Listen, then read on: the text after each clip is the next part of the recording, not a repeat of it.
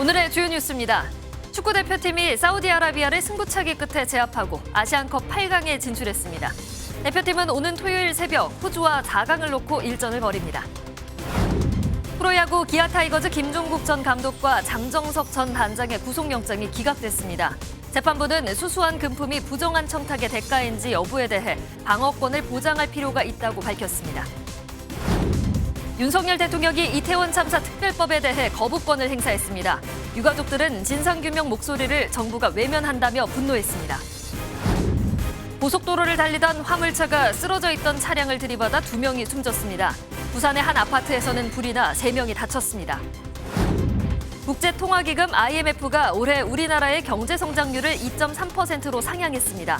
미국 등 주요 교역국의 경제성장에 힘입어 수출이 개선될 것으로 분석했습니다. 오늘 전국이 초봄처럼 온화한 가운데 오전까지 남부지방에 비가 내리겠습니다. 중부 대부분 지역과 남부 일부 지역엔 온종일 공기가 탁하겠습니다.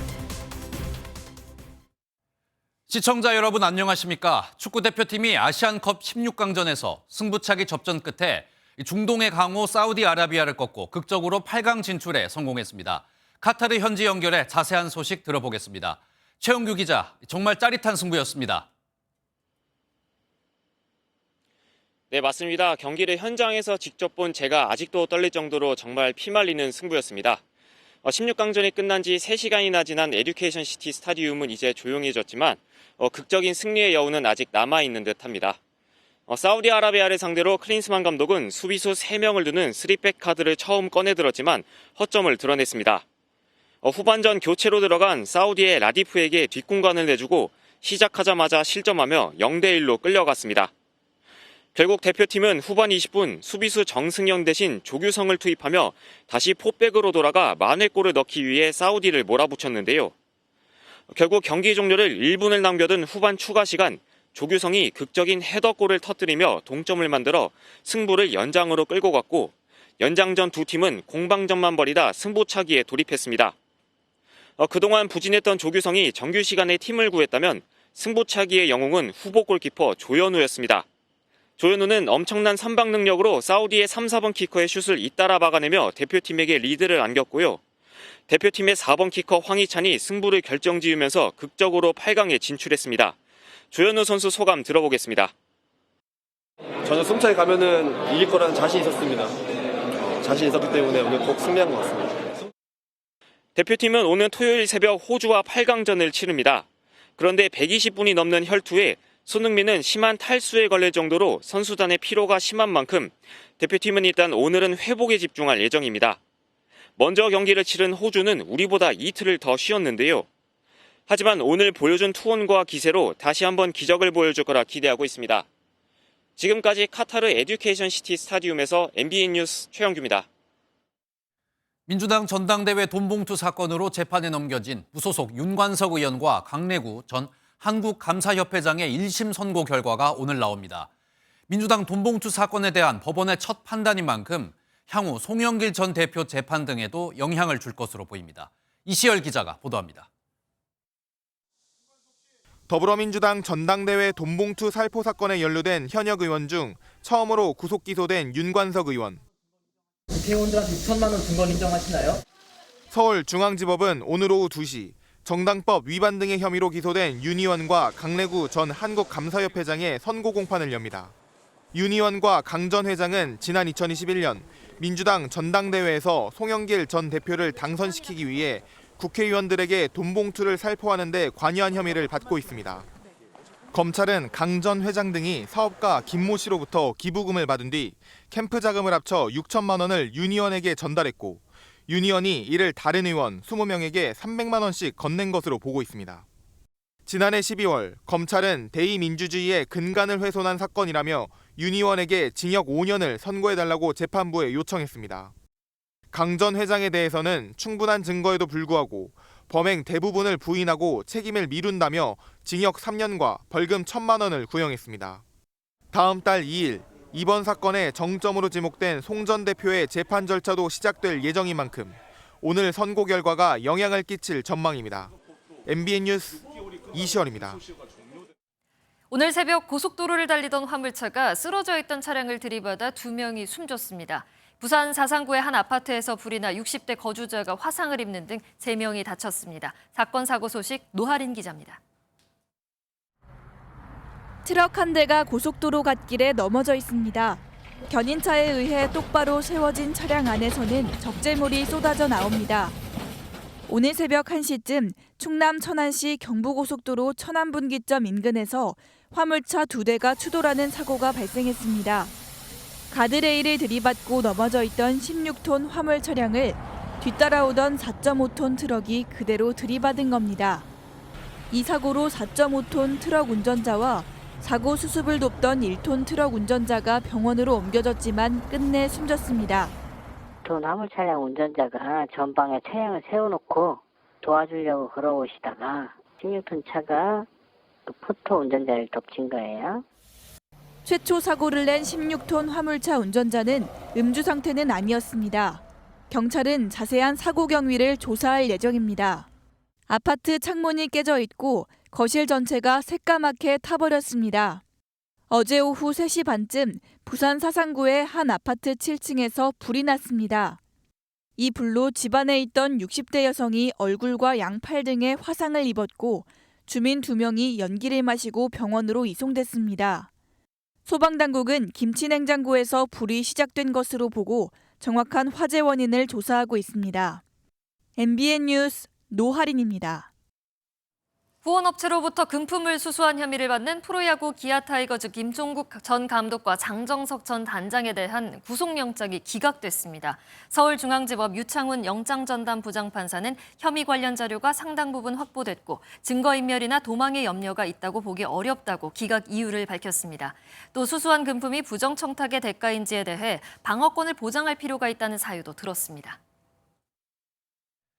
최근 북한의 대남 위협이 심해지는 가운데 우리나라와 미국은 전면전보다는 국지 도발 가능성에 대비하고 있는 것으로 전해졌습니다. 조현동 주미대사는 북한의 도발에 동요하지 않고 한미일 공조를 강화하겠다고 말했습니다. 워싱턴에서 최종락 특파원입니다. 한미 당국은 북한의 전면전보다는 국지 도발 가능성에 무게를 두고 대응책을 마련하고 있는 것으로 전해졌습니다. 과거 연평도 포격과 천안함 공격과 같은 습관적인 도발이나 다른 형태의 도발을 감행할 수 있다고 판단한 겁니다. 이와 관련해 조현동 주미대사는 절대 굴복하지 않을 것이라며 한미일 공조 강화로 대응할 것이라고 강조했습니다. 우리는 북한의 도발과 위협에 절대로 동요하거나 굴복하지 않을 것입니다. 오히려 이는 한미 간 대응 태세 그리고 한미일 안보 협력을 더욱 강화하는 것으로 귀결될 뿐이라는 사실을. 이를 위해 한미 당국은 지난해 8월 캠프 데이비드 한미일 정상회의 후속회의를 한국에서 개최한다는 구상하에 미국 대선 일정 등을 고려하고 있는 것으로 알려졌습니다. 조 대사는 또 북한과 러시아의 최근 군사협력 우려에도 한미는 국제사회와 긴밀히 소통하며 엄중히 대응하고 있다고 말했습니다. 이런 가운데 트럼프 정부 국가안보보좌관을 지낸 존 볼턴은 트럼프 전 대통령이 재선되면 북한 핵 문제와 관련해 임기 초에 무모한 협상을 할 수 있다고 전망했습니다. 볼턴 전 보좌관은 회고록 서문에서 무산된 하노이 회담을 언급하며 평양에 너무 많은 양보를 하려고 했는데 2번째 임기 초기에 다시 시도할 수 있다고 밝혔습니다. 트럼프 전 대통령의 재선 가능성에 대해 주미 대사관은 트럼프 캠프의 한반도 정책과 핵심 인사 등에 대한 분석을 진행 중인 것으로 알려졌습니다. 워싱턴에서 MBN 뉴스 최종락입니다. 이스라엘군이 팔레스타인 서안 지구의 한 병원에 의사로 변장하고 잠입해 하마스 대원 3명을 사살했습니다. 이스라엘은 이렇게 병원이나 학교, 유엔 시설에 하마스 대원들이 은신하고 있다며 모두 격퇴하겠다고 밝혔는데요. 이 전쟁이 계속되는 가운데 양측에 2개월 휴전하는 진전이 없는 상태입니다. 이규옥 기자입니다. 이스라엘군이 의사가운을 입고 병실 안으로 들어갑니다. 무슬림으로 위장한 모습도 눈에 띕니다. 경비를 따돌리고 잠입한 이스라엘군은 병원 안에 있던 하마스군 3명을 사살했습니다. قاموا بتصفية الشباب الثلاثي باسل محمد الغزاوي ومحمد جلامني في غرفتهم، كانوا نائمين على أسرتهم في الغرفة، وقاموا تصفيتهم بدم بارد بمباشرة عيرة نارية في الرأس. 이스라엘군은 사살된 대원 중 한 명이 가까운 시일 내에 기습 테러를 계획하고 있었다고 설명했습니다. 그러면서 유엔 시설과 병원, 학교 등에 이처럼 하마스 조직원들이 숨어 있다며 격퇴를 천명했습니다. The IDF has uncovered multiple instances of Hamas military infrastructure located inside UNRWA facilities, including schools and hospitals. 하마스 측은 비겁한 암살이라며 이스라엘군을 비난하고 나섰습니다. 이스라엘은 또 가자 지구내 하마스 땅굴에 바닷물을 부어 침수시키는 작전을 사용하고 있다고 공식 확인했습니다. 이스라엘 측이 이런 작전을 공개적으로 인정한 건 이번이 처음입니다. 이렇게 이스라엘의 파상 공세가 끝을 모르고 이어지는 가운데 진전이 있는 것처럼 보였던 2개월 휴전안은 공전만 거듭하고 있습니다. MBN 뉴스 이규욱입니다. 윤석열 대통령이 이태원 참사 특별법에 대해 거부권을 행사했습니다. 취임 이후 5번째 거부권 행사였는데요. 대신 정부는 피해자와 유족에 대한 지원을 늘리고 추모 시설을 짓는 방안을 추진하기로 했습니다. 이기종 기자가 보도합니다. 윤석열 대통령은 정부가 의결한 이태원 참사 특별법의 제2요구안을 제거했습니다. 지난 9일 야당 단독으로 국회를 통과한 지 3주 만으로 윤 대통령의 거부권 행사는 취임 후 5번째, 법안별로는 9건째입니다.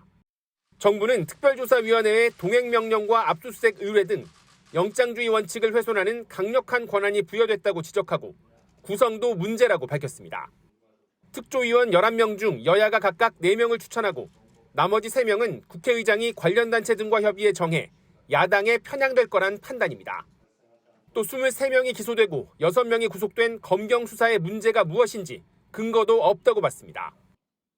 참사로 인한 아픔이 정쟁이나 위헌의 소지를 정당화하는 수단이 될 수는 없습니다. 정부는 대신 참사 피해자와 유가족을 위한 종합대책을 내놓기로 했습니다. 정부는 일관되게 정쟁 대신 실질을 지향해왔습니다. 유가족과 협의하여 12구 참사 피해 지원 종합대책을 범정부적으로 수립하고 총리 소속 피해지원위원회를 구성해 지원금 확대, 일상회복 지원, 추모시설 건립에 나서기로 했습니다. 대통령실 관계자는 이태원 참사 특별법이 독소 조항에 비해 지원책은 부족하다며 과거 사회적 참사 특조위 구성 때처럼 여야 합의를 거쳐 새 법안이 온다면 환영할 뜻을 밝혔습니다. MBN 뉴스 이기종입니다. 앞서 보신 대통령의 거부권 행사에 유가족들은 진상규명 대신 정부가 배상과 보상을 운운하며 자신들을 모욕했다고 크게 분노했습니다. 더불어민주당도 정당성이 없는 거부권 행사라고 비판했습니다. 이어서 장명훈 기자입니다. 윤석열 대통령의 거부권 행사 소식에 이태원 참사 유가족들은 피도 눈물도 없는 정부라며 목소리를 높였습니다. 이태원 참사 특별법 거부권을 거부한다! 유가족들은 1년 넘게 요구해온 진상규명 목소리를 정부가 외면하고 돈으로만 해결하려 한다며 분노했습니다. 유가족들이 오직 바라는 것은 진상규명이었다. 그럼에도 정부는 유가족들의 요구를 가장 모욕적인 방법으로 묵살했다.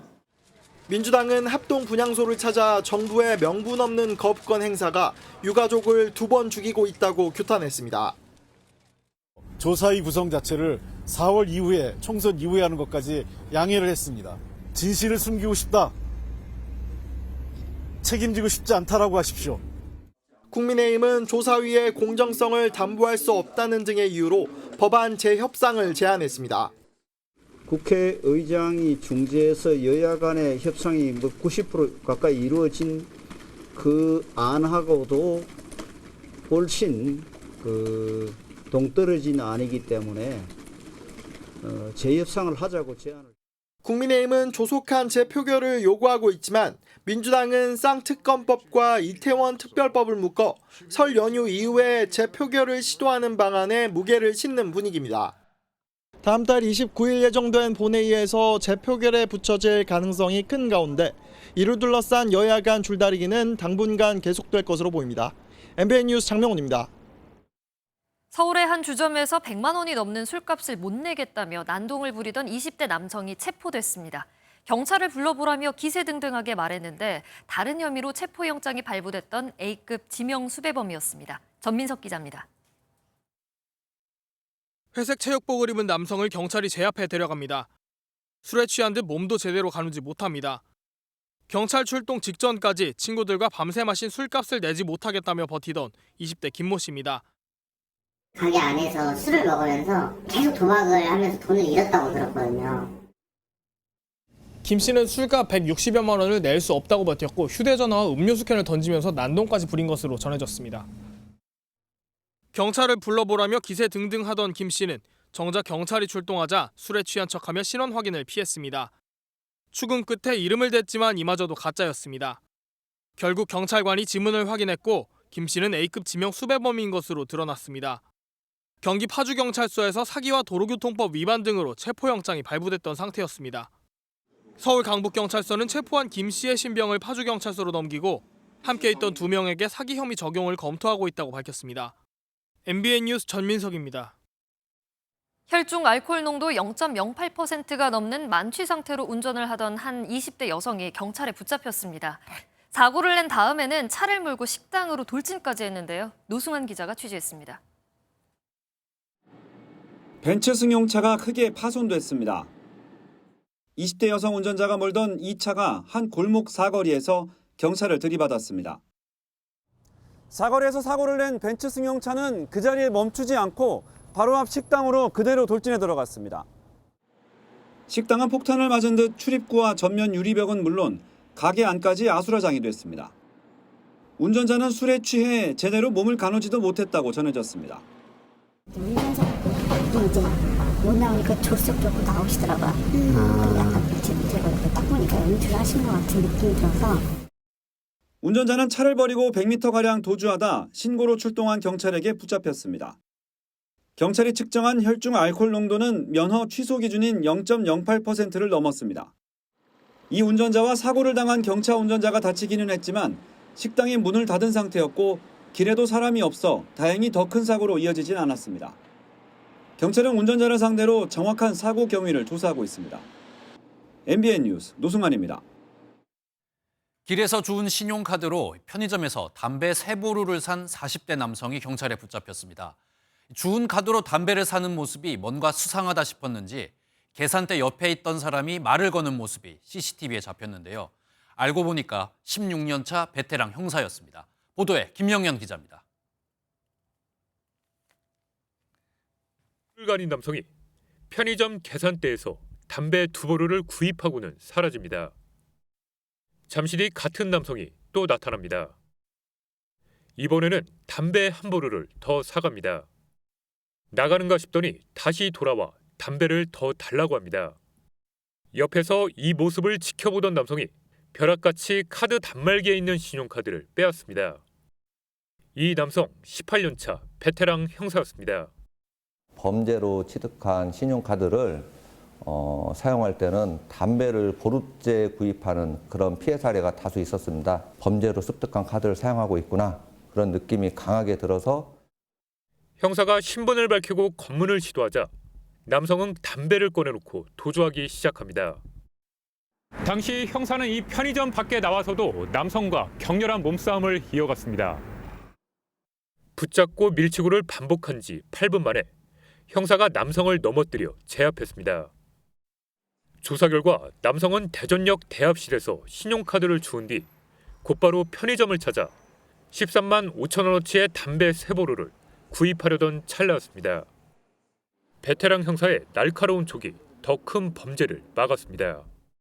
MBN 뉴스 김영현입니다.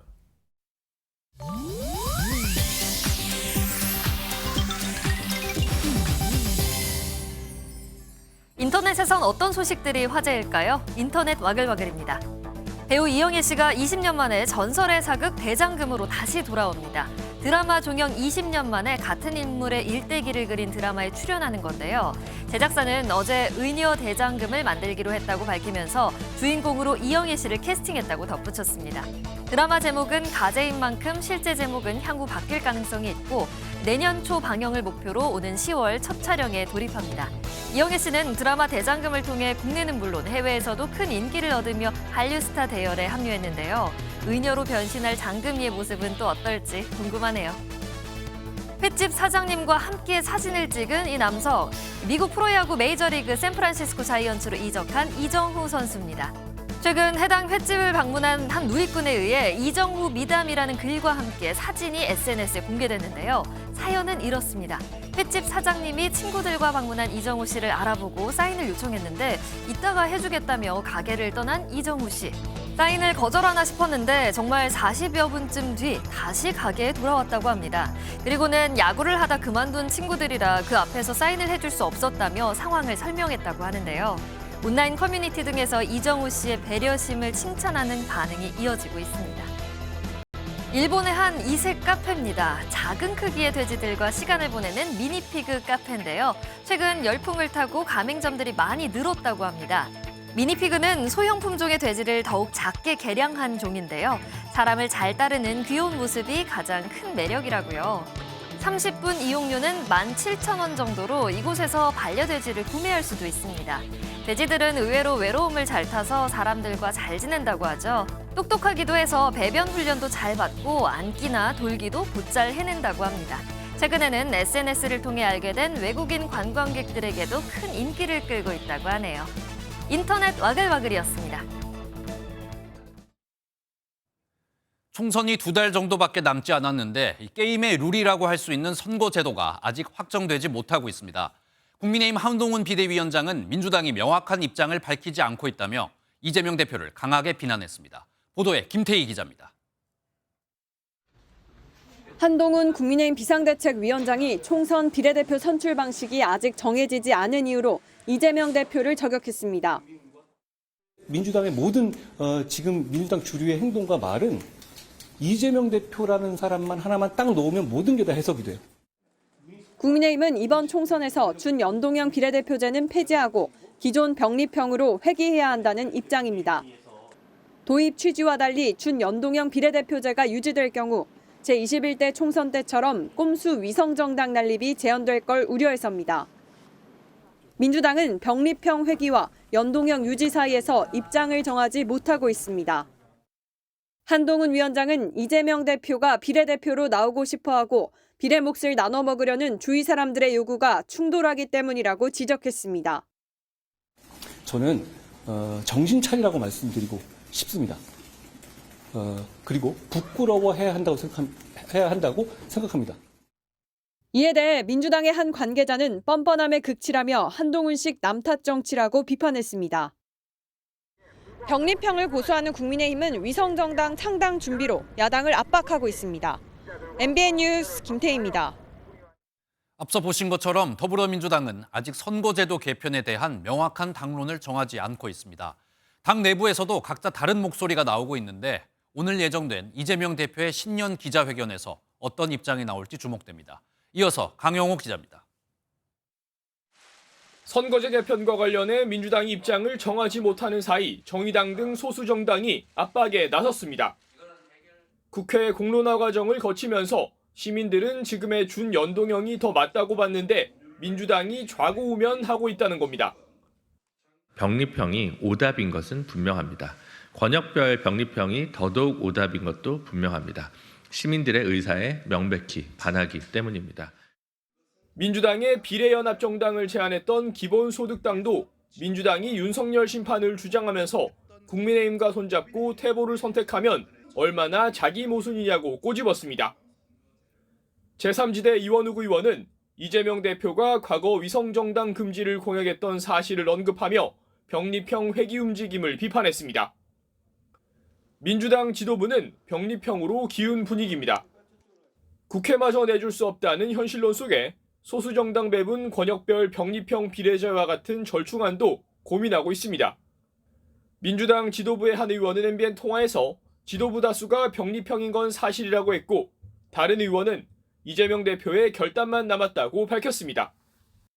당내 의원 80명도 연동형제 유지를 촉구하는 등 대내외적 압박이 계속되는 가운데 이재명 대표가 오늘 신년 기자회견에서 어떤 입장을 내놓을지 주목됩니다. MBN 뉴스 강영호입니다. 여권에선 험지로 분류되는 수도권 공천 작업부터 속도를 낼 것으로 전망됐지만 지역별 면접을 시작을 포함해 본격적인 공천 윤곽은 설 이후에나 드러날 전망입니다.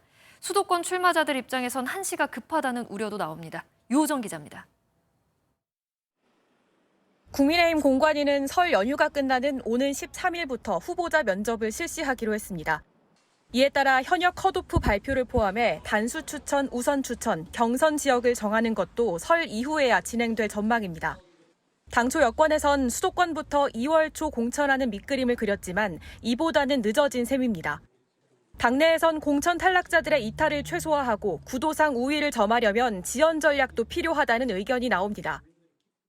야당이 의원이 누구를 배치하느냐, 이 단수 추천하면은 우선 추천하거나 이러면 우리 쪽에 있는 분들이 나갈 가능성도 많고, 그다음에 경선하면은 서로 협력이 안 될 수 있고.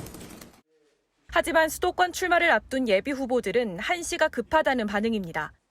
한 예비 후보는 경선은 집안 싸움이라 후유증 정리에도 시간이 걸린다며 가능하면 단수 우선 공천 제도를 활용하고 최대한 서두르길 바란다고 했습니다. 공관위는 오는 3일 공천 접수를 마치는 대로 부적격자부터 가려내기로 했습니다. 성폭력 2차 가해, 직장 내 괴롭힘, 학교 폭력, 마약 범죄는 물론 입시, 채용, 병역, 국적 4대 비리로 형사처벌을 받은 경우엔 사면 복권이 됐더라도 공천에서 원천 배제됩니다. 공관위는 또 수도권 등 험지부터 면접을 진행하고 2월 말까지 지역구 공천을 마무리하겠다는 방침입니다. MBN 뉴스 유호정입니다. 한동훈 비대위원장이 내건 운동권 정치 청산론에 따라 국민의힘에서 운동권 인사를 노린 표적 출마가 잇따르자 민주당도 가만히 있지 않았습니다. 특수부 검사의 시각, 킬러 공천이 아닌 잡탕 공천이라며 심판받을 대상은 윤석열 정권이라고 반격했습니다. 서영수 기자입니다. 한동훈 국민의힘 비대위원장은 연일 운동권 정치 청산론에 불을 붙이고 있습니다. 민주당이 뭔가 정신 차리고 운동권 특권 정치를 종식하려는데 동참하려는 줄 알았어요. 근데 그게 아니더라고요.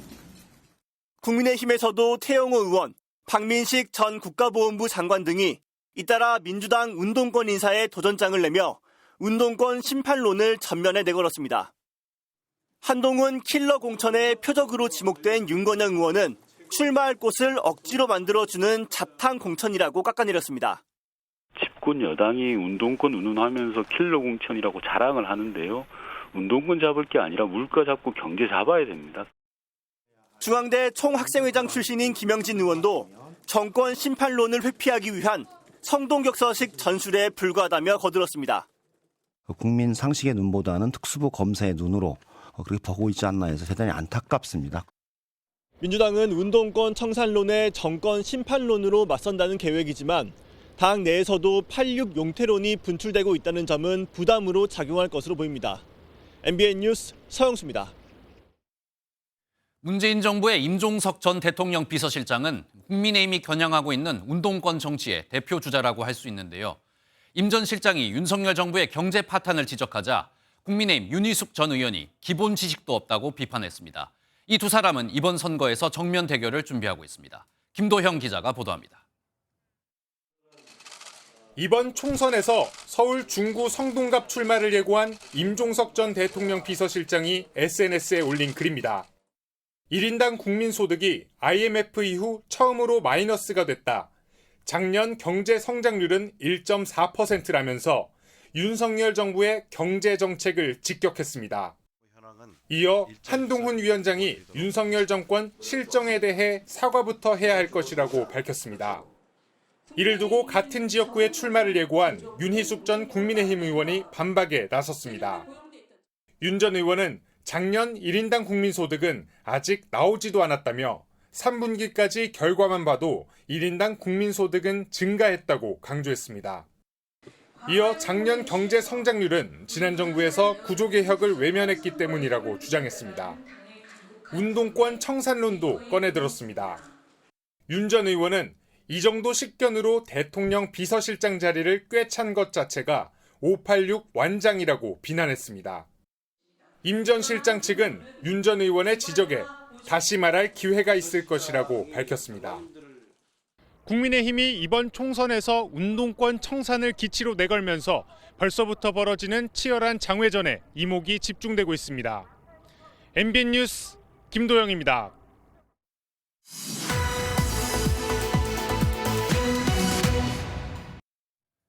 국회 출입하고 있는 김지영 기자와 정치권 소식 자세히 알아보겠습니다. 어서 오십시오.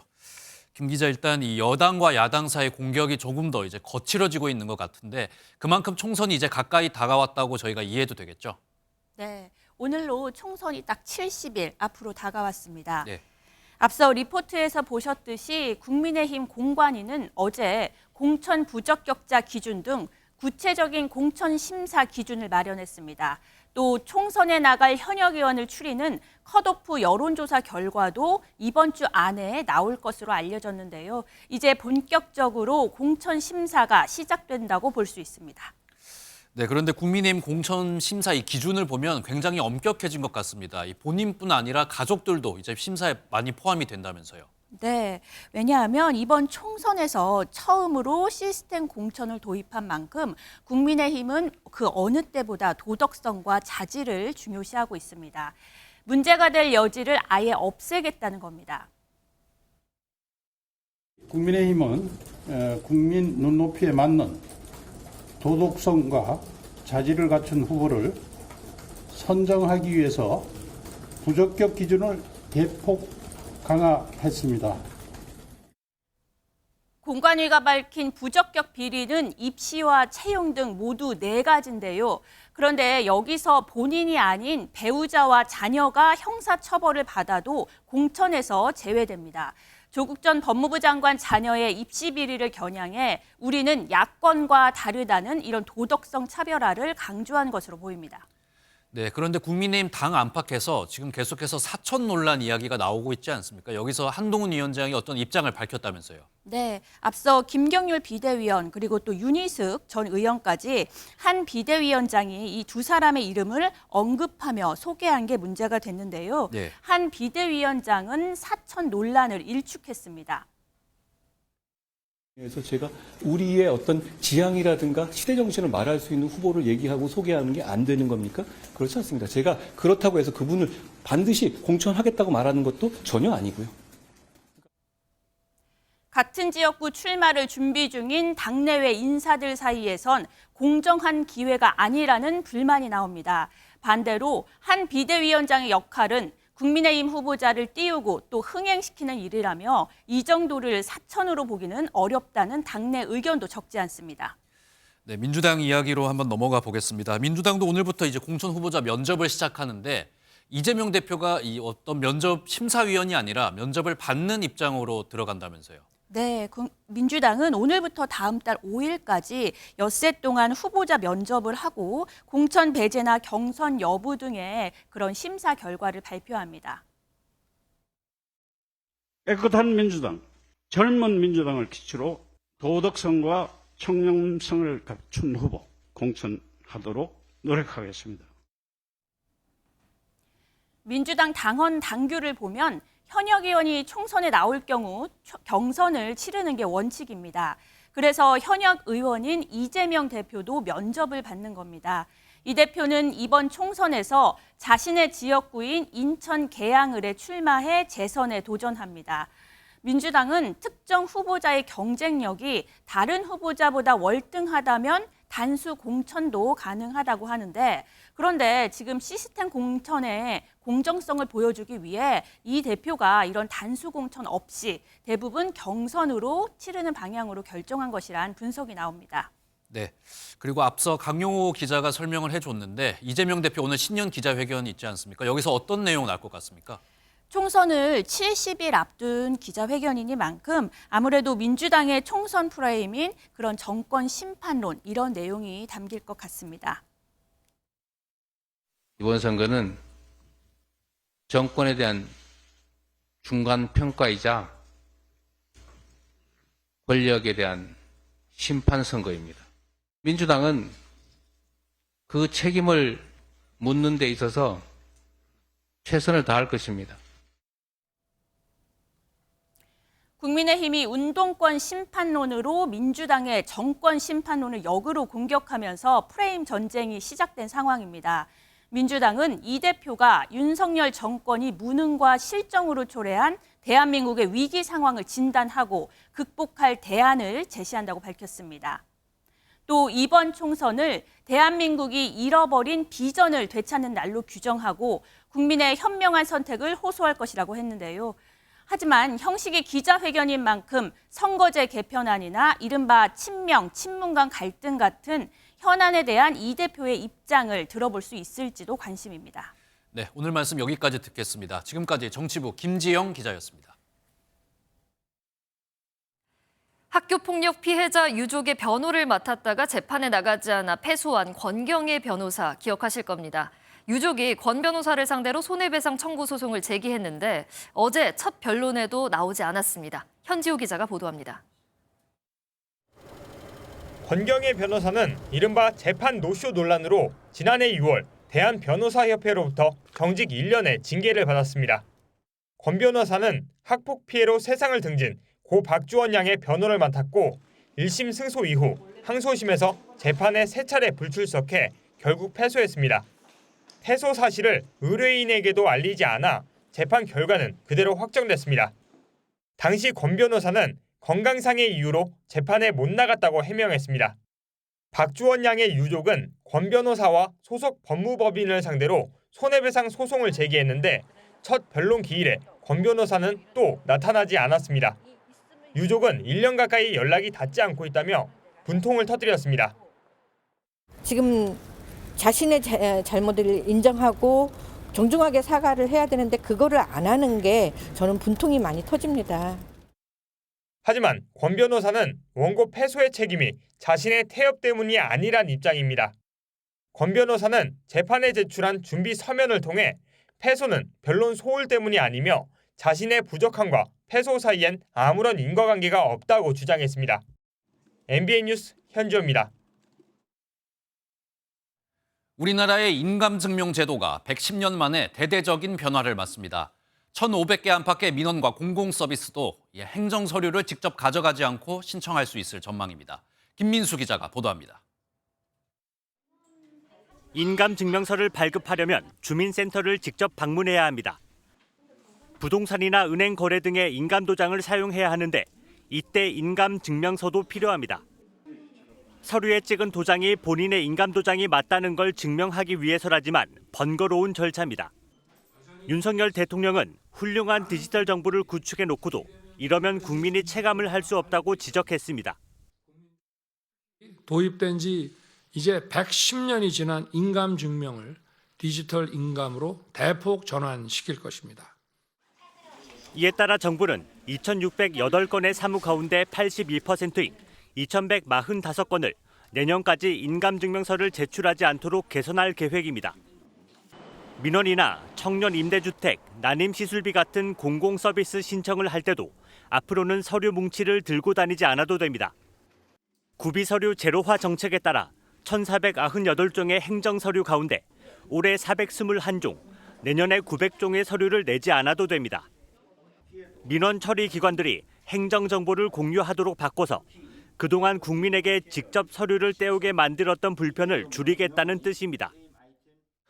발급량이 많은 것들이 우선적으로 할 생각으로 갖고 있습니다. 그래서 27년부터는 구비 서류 없는 행정이 이루어질 것 같습니다. 그동안 국민이 발급해온 행정서류는 연간 7억 건이 넘습니다. 이 가운데 30%만 디지털로 대체해도 연간 1조 2천억 원의 사회적 비용이 줄어들 것으로 추산됩니다. MBN 뉴스 김민수입니다.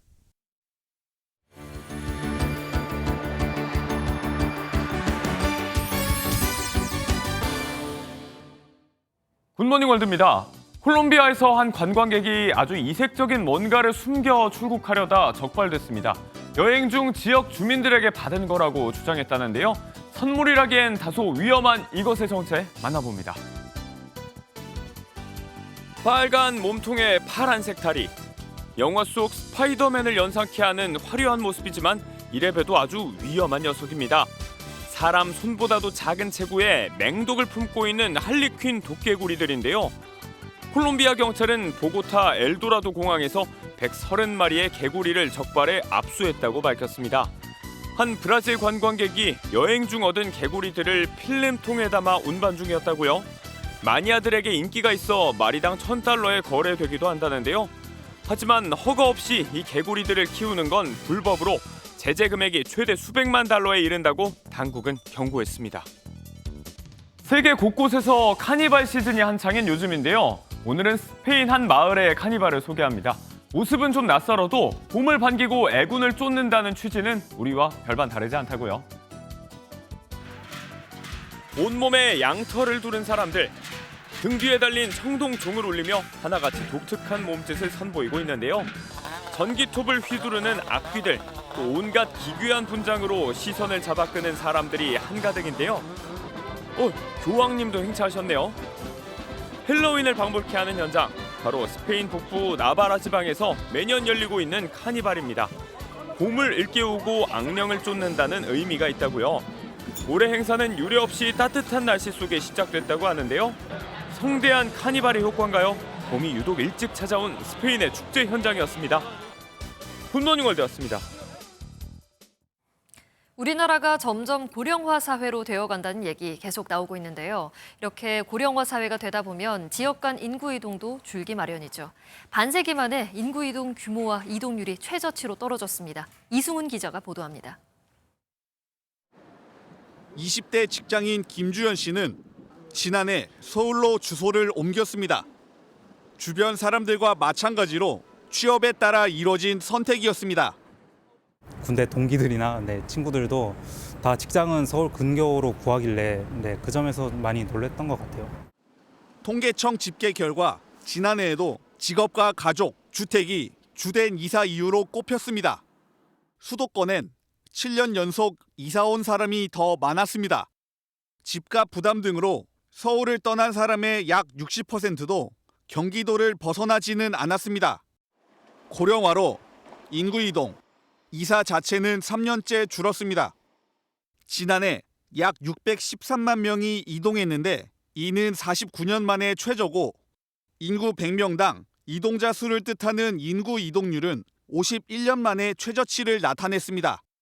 인구수가 늘고 있는 60대 이상 고령층의 이동률이 7% 이하로 낮았기 때문입니다.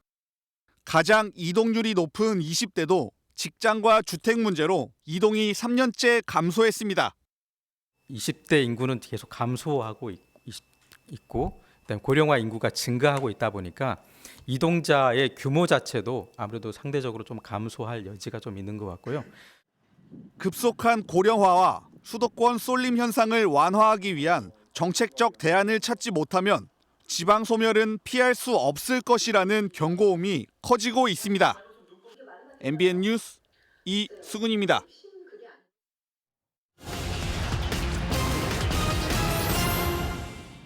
주택담보대출과 신용대출에 이어 오늘부터 전세자금 대출도 더 낮은 금리로 갈아타기가 가능해졌습니다.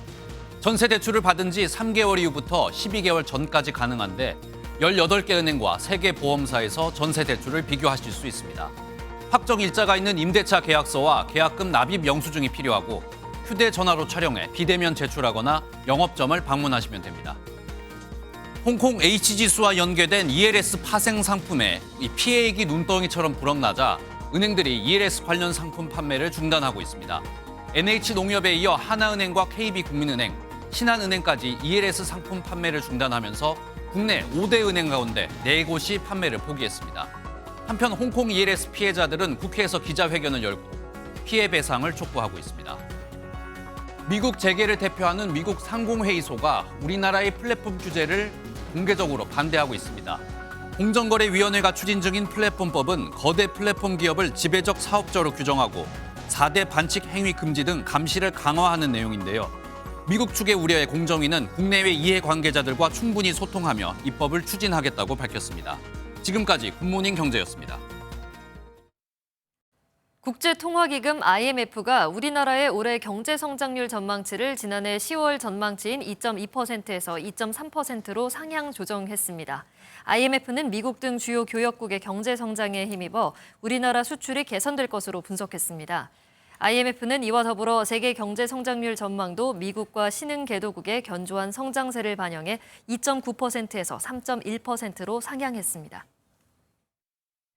오늘도 추위 대신 초미세먼지가 기승을 부리겠습니다. 세종과 충남에는 미세먼지 비상 저감 조치가 내려진 가운데 현재 수도권과 충청, 전북과 경북 지역은 초미세먼지 농도 나쁨 수준 보이고 있습니다. 오늘 이들 지역은 종일 공기가 탁할 것으로 보여 호흡기 관리에 유의하셔야겠습니다. 한편 기압골의 영향으로 남부지방을 중심으로는 산발적인 비가 내리고 있습니다. 비는 오전 중에 대부분 그치겠고 양도 많지 않겠습니다. 다만 내리는 비가 도로에 그대로 얼어붙으면서 살얼음이 생길 수 있어 안전운전 해주셔야겠습니다. 오늘 아침 공기는 어제보다 한결 더 부드럽습니다. 현재 서울 1.3도, 대구는 4.2도 등 대부분 영상권에서 출발하고 있습니다. 낮 기온은 서울이 9도, 강릉과 대전 11도, 부산은 14도까지 오르면서 어제보다 1도에서 4도가량 높겠고요. 초봄처럼 포근하겠습니다. 내일 또다시 전남과 경남, 제주에 비가 내리겠고 강원 영동에는 최고 15cm 이상의 많은 눈이 예상됩니다. 날씨였습니다.